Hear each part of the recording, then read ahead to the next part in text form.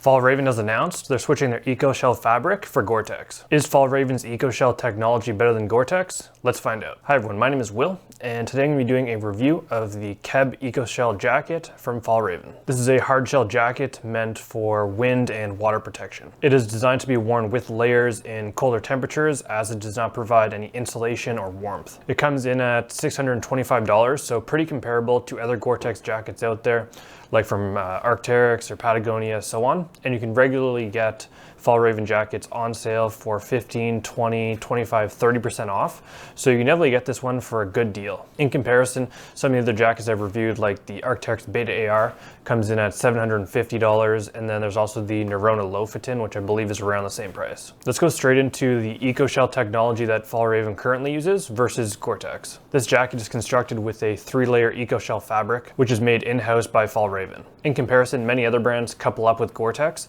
as a separate company that specializes in producing fabrics that are waterproof and breathable.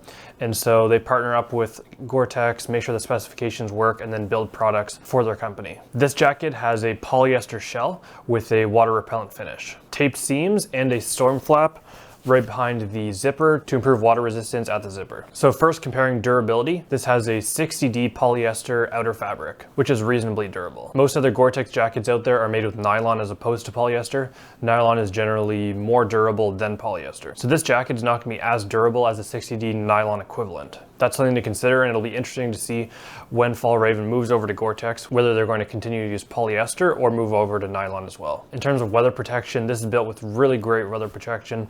I haven't had any issues going outside.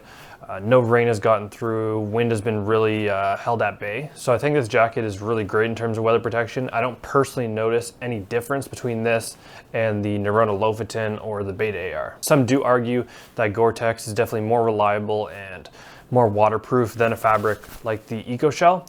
I haven't personally seen that from my experience. However, some people do say that, so it is something to consider. And then on the flip side, there are some people that are real Fjallraven fanboys and will say that the Eco-Shell is better than Gore-Tex. So there is some discrepancy in terms of people's opinions. I've personally found it's about the same. In terms of breathability, I found that the Eco-Shell is actually quite a bit more breathable than the Gore-Tex out there. I've tried the Gore-Tex Pack Light, I've tried Gore-Tex regular, as well as the Gore-Tex Most Rugged, and I found that the Eco-Shell is definitely noticeably more breathable. Gore-Tex transfers water vapor from the inside to the outside. However, the Eco-Shell is a hydrophilic membrane. This means it actually draws water away from the skin, as well as pushing it from the inside to the outside. I also find this jacket is a lot more stretchy and movable than the Gore-Tex out there, just because it's a lot less stuffy. Almost feels similar to like a soft shell in terms of the durability and movement. However, with the 60D exterior, it's still not going to be nearly as breathable if you want to go out in super hot temperatures. If you're in the summer and it's 25, 30 degrees Celsius, you're still definitely going to sweat if you're running in this.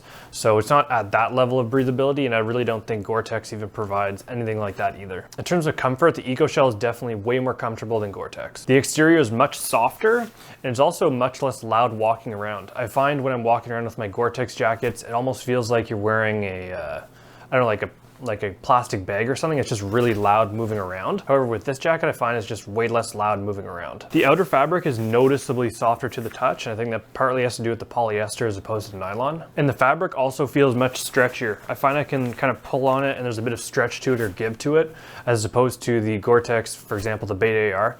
I don't find there's much stretch to it. There is still plenty of movement just based on the design of how they've done the shoulders and everything, but the actual fabric in the Keb Eco-Shell definitely has a bit more stretch to it. Now, in terms of environmental sustainability, the primary reason Fjallraven initially moved away from Gore-Tex to produce their own Eco-Shell was to align with their environmental standards. The Eco-Shell is fully recyclable compared to Gore-Tex, which isn't, and is already built with partially recycled polyester fabric as opposed to nylon, which is not recycled. It contains no materials harmful to the environment and has a PFC-free DWR finish. Now that Gore-Tex has actually started producing their PFC-free products as well as DWR, this is probably the main reason why Fjallraven is actually going to make the move from Eco-Shell over to Gore-Tex. I've talked a bit about the PFC-free Gore-Tex fabric in a previous video. I believe it was for the new Beta light jacket, I believe, maybe the Beta LT. You can check that out on my channel. I kind of talked about their first iteration of the PFC-free Gore-Tex, how does it stand up to their old fabric, and yeah, so check that video out if you want more detail or deep dive into that new Gore-Tex fabric. In terms of packability, this shell is definitely more heavyweight, especially especially with that 60D nylon. You do get some additional durability with that, but at the cost of some weight as well as packability. It's not going to be nearly as packable as some other lightweight options out there, but I think this is a great everyday use jacket. You could still definitely pack it and go traveling with it, but there's definitely options out there that are going to be more packable and lightweight. In comparison, the Beta AR is actually lighter than this jacket. I already consider the Beta AR to be kind of heavy and not super packable. So the fact that this is even heavier, it's going to be even tougher to pack. Generally, if I'm traveling, I won't bring the Beta AR unless I'm going on some serious outdoor kind of activities. If I'm camping, maybe I'll bring it and I know it's going to rain. But generally, I just keep the Beta AR at home and bring a much more packable, lightweight rain jacket. Overall, I think if Fjallraven moves to Gore-Tex, it could be a solid improvement for them. They'll no longer have to worry about actually producing their own in-house fabric. They can work with Gore-Tex, and Gore-Tex has a bunch of different lines of fabrics. They have their most rugged, they've got their pack light, they have several different ones. So this would kind of give Fjallraven the ability to make several different types of hard shells depending on your use case. Where it seems like right now they don't have nearly as many hard shell options as Arc'teryx. I'm hoping to actually stick with the polyester exterior and not move over to nylon. I think it'll kind of maintain that softness that they currently have with this jacket. It'll be less loud, and it'll also be better for the environment. It's possible that the waterproofness will actually improve with this move over to Gore-Tex. I guess only time will tell. I think for most people out there, you're really not going to notice much of a difference. I think from Fjallraven's perspective, teaming up with Gore-Tex has a lot of benefits in terms of marketing and branding. So the fact that they're going to have that Gore-Tex kind of plaque when they're selling the product, I think that's going to help sell it. It's more of a marketing thing. I don't necessarily think from a consumer perspective, you're going to see much of a difference. For any of you kind of waiting to decide, oh, should I wait for the Gore-Tex to come out for Fjallraven, or should I just buy the Keb Eco-Shell? I wouldn't really wait. If you want the Keb, go for it and buy it. I don't really think there's going to be much of a difference in terms of performance. And if you want Gore-Tex, there's plenty of other companies out there that already provide Gore-Tex shells that you could check out. So I don't really see the point in waiting. If you want Gore-Tex, there's plenty of options out there. And if you want the Fjallraven Keb, go for that right now. Okay, so in terms of features, let's start out with the hood. You've got the standard helmet compatible hood, nice and big, designed to make sure that you have visibility while blocking wind and rain.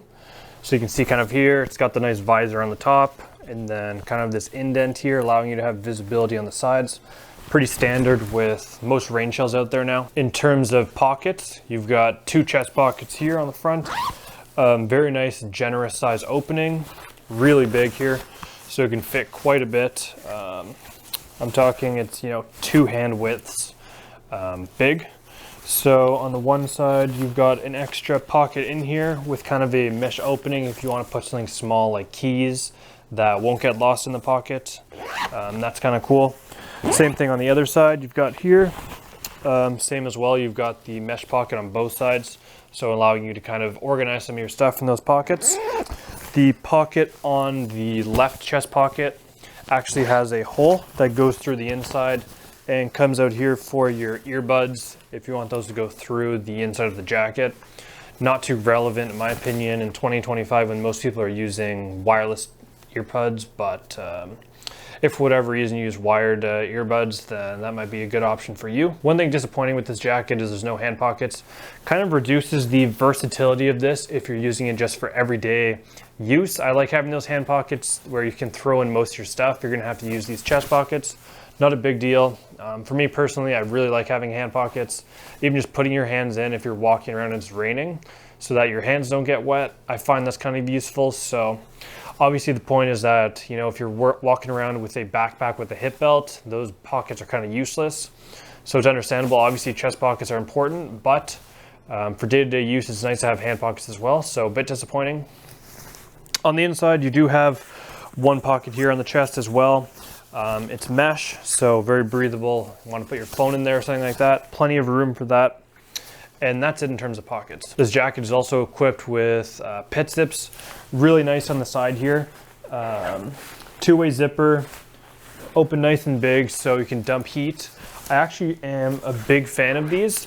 On a lot of other jackets I've tried, on the Nerona, on the Arc'teryx jackets, the pit zips are a lot more under the armpit here. They go from maybe almost under the bicep to just around where the chest is, and I find they're a lot more difficult to actually open and close. I find if you try to pull on it, it'll just pull pull the sleeve down. But with this, because it's a lot more on the side of the jacket, it's a lot more easily accessible. You don't need really flexible shoulders. You can just grab this, open it and close, no problem. So I'm actually a really big fan of the placement of these pit zips. In terms of the zipper, you've got a two-way zipper, something you do not have on the Beta AR, for example. It has a kind of button close on the bottom. Not totally sure the point of that, but either way you can button that close and then do up the zipper here. Smooth zipper, waterproof, and then as I said previously in the video, you also have an additional layer here underneath the zipper just to further improve kind of wind and water resistance. But again, the zipper is always already waterproof, so not something you need to worry about too much. Comes up nice. I don't like do it up all the way just to block the microphone, but kind of closes up right next to the chin. Is the standard storm hood that has the hood connected to the neck. And as I said, two-way zipper, so you can undo this. I guess the idea is that you can undo this to kind of dump heat maybe, and then without the bottom still coming apart, you have that button there kind of holding it. So it might be useful for some of you. I don't really see the point necessarily, but they have it. In terms of adjustments, you've got the standard kind of Velcro wrist cuffs on the side here. They feel nice and premium. That's good. You've got the adjustments on the bottom hem on both sides, so you can really cinch that in, prevent wind from coming up through the bottom. And then on the hood, you have two adjustments here on the front, which allow you to pull in and really close in the front of the hood. And then on the back, you've got kind of the standard pull tab here, which kind of closes in this. So if you're not wearing a helmet, you can make sure that the hood fits to your head. Okay, now let's get into the fit of the jacket. So I am 6'1", 195 pounds, and I normally go with a size large, and that's what I got with the Fjallraven Keb jacket. This jacket has a standard fit that you'll see on a lot of Scandinavian brands out there. It's a lot slimmer and a lot longer, really nice for people with taller builds, taller and slimmer builds. However, people that are on the shorter, stockier side might not fit well in these products. As you can see on me, it's a really nice length, goes below the butt on the back. The sleeves are a really nice length for me as well. I do have longer arms and they are a bit long on me, but again, when I cinch up those Velcro wrist straps, they're perfectly fine. I think it's a really good length and I have no issues with the fit of this jacket for me personally. Again, if you're on the shorter, wider side and you do go for a size large, you might find it's too long for you, and you might also find it's too tight for you actually. It's not super roomy. I am able to layer up a fleece and a light down jacket on underneath if I'm snowboarding or skiing. So it is possible to definitely layer up under this if you stay true to size. But if you're on the wider side, then it might be a bit tight for you. So if you can, try it on in a store. But again, the fit for me personally is really nice. You can definitely feel the stretch with the fabric. I thought initially it was going to be tight on my shoulders when I actually layered up underneath, but putting on my down jacket underneath, I found it was plenty of room, and with that extra stretch, it did not feel constricting at all on the jacket. I'll kind of do a 360 just so you can see what the large looks like on me. So here's the side, really nice fit. The back, good length. I can raise my arms and the jacket still stays at a good length with that wind coming up. And yeah, overall, really like the fit of this for my build personally. Again, if you tried other Scandinavian brands out there and you notice they don't fit well on you, then this one probably won't fit well on you either. They definitely have, I guess, taller, skinnier people in the Scandinavian countries, so they really design their jackets and clothing to fit that type of build. Now, should you buy this jacket? I think this is a fine jacket, but it really doesn't excel at anything in particular. You can regularly get it on sale, so if you can get it below 500 Canadian dollars, I think it's a great deal and you should definitely pick it up. For regular price, I'd probably just wait it out and wait for a sale. The main reason I would see someone getting this is if you're just kind of like a Fjallraven fan and you want to buy products specifically from them, or if you kind of like the environmental sustainability aspect of it. I don't know too much and I haven't done too much research into how ethical the company actually is. They do proclaim to be, but a lot of companies do, and then when you dig deeper, they're sometimes not.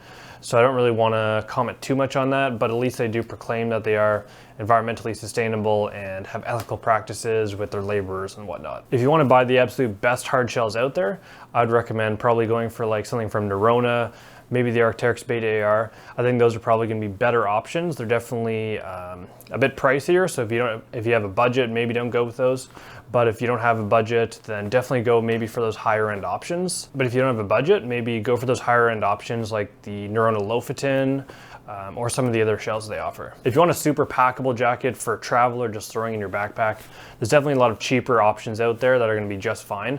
I have one from Decathlon that I usually travel with. Packs down super small into this like little cube. I can throw it in my bag, doesn't take up much room. It's not going to be the most waterproof jacket out there, but I've never had any issues with it personally.